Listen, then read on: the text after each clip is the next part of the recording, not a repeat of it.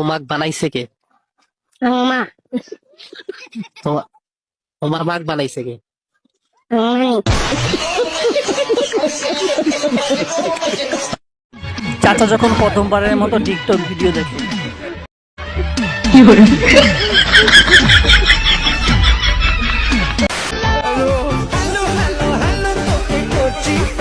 ये सब क्या देखना पड़ रहा है। ভাইরে হুজুরদের পকেট যে এতটা বড় হয় সেটা আমার জানা ছিল না, আস্ত একটা কাঁঠাল ঢুকিয়ে ফেললো।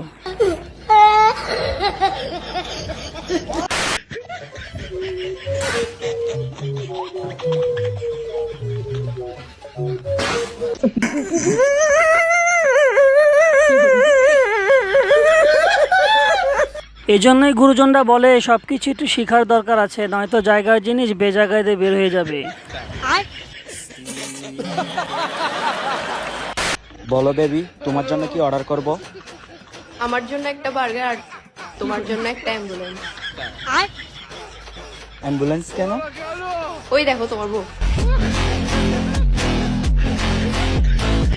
ভাইরে এখানে আর কিছু বলার নাই, আসুন সবাই মিলে লোকটার আত্মার মাগফিরাত কামনা করি।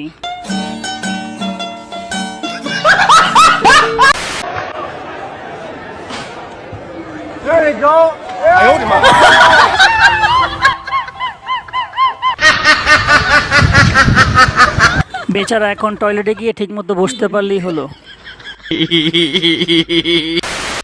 এবার দেখুন বন্ধুর বউ যখন বন্ধুর সাথে বেশি ভাব নেয় তখন বন্ধু যা করে।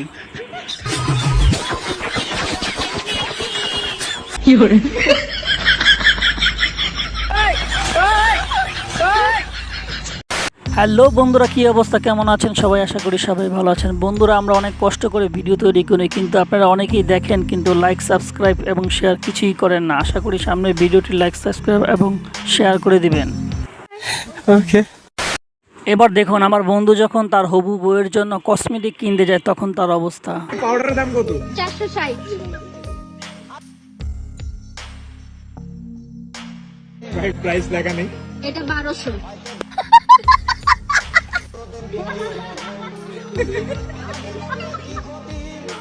চল্লিশ। 650।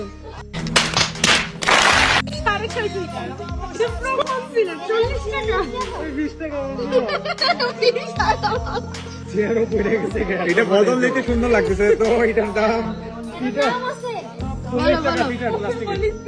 2200।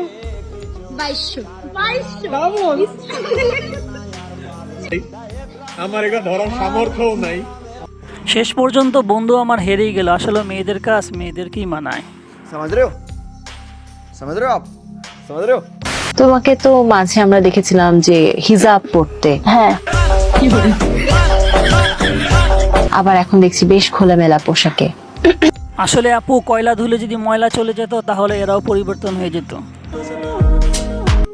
এবার দেখুন এই আপুটি বাদরটিকে সাহায্য করতে এসে বাদরটিকে যেন বিপদেই ফেলে দিল।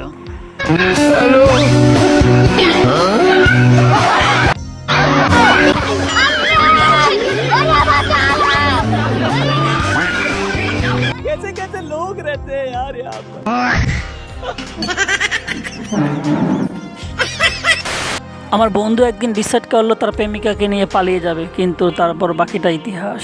জনে মিলে চলো যাই পালাইয়া।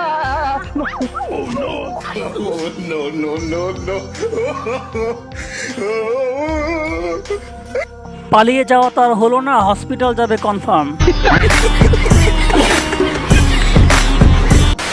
আচ্ছা বন্ধুরা বলেন তো জাতীয় পশুর নাম কি? উত্তরটা না জানা থাকলে চাচির কাছ থেকে শুনে নিন, তবে উত্তরটা শোনার পর আশা করি আপনার হাসতে হাসতে পেট ব্যথা হয়ে যাবে। এর জাতীয় পশুর নাম কি? এটা তো পারবেন না। জাতীয় পশু তো মানুষ।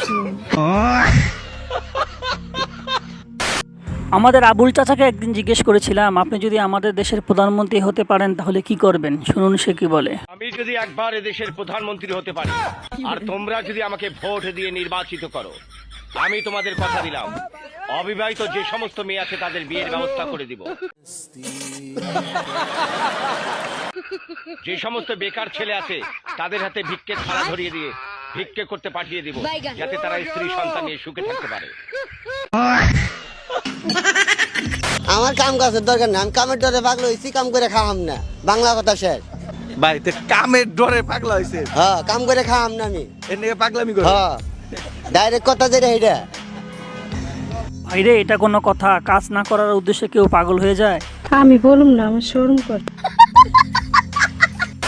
বন্ধুরা এবার আমি যে ভিডিওটি দেখাবো সেটা কোনো হাসির ভিডিও নয়, এটা এক দুঃখিনী মায়ের গল্প। সোশ্যাল মিডিয়ার কল্যাণে আমরা সবাই কম বেশি এই ভিডিওটি দেখেছি। নিজের সন্তানকে নিজের বলে দাবি করতেও আজকাল প্রমাণ দিতে হয়, কারণ আমি গরিব, আমি অসহায়। কারণ গোবরে পদ্ম ফুল আমরা মেনে নিতে পারি, কিন্তু গরিবের ঘরে রাজকন্যা জন্ম নিলে সেটা আমরা মেনে নিতে পারি না। বাবা কোথায়? বাবা বাবা নাই। তোমার আম্মা কোনটা? মা কোনটা? এইটা মা না?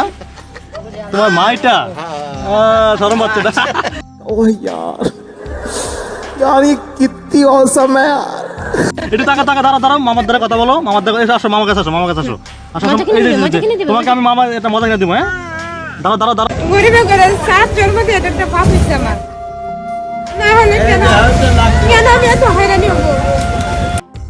মহিলাটির এই অবস্থা কি জন্য আমরা সবাই জানি। আমরা সবার কাছে অনুরোধ রইল সবাই যেন এই মহিলাটিকে সাহায্যের হাত বাড়িয়ে দিই। আর এই কুলাঙ্গার ইউটিউবার যার কারণে এই মহিলাটির এই অবস্থা, তার জন্য বিচার আল্লাহ তাআলা করে।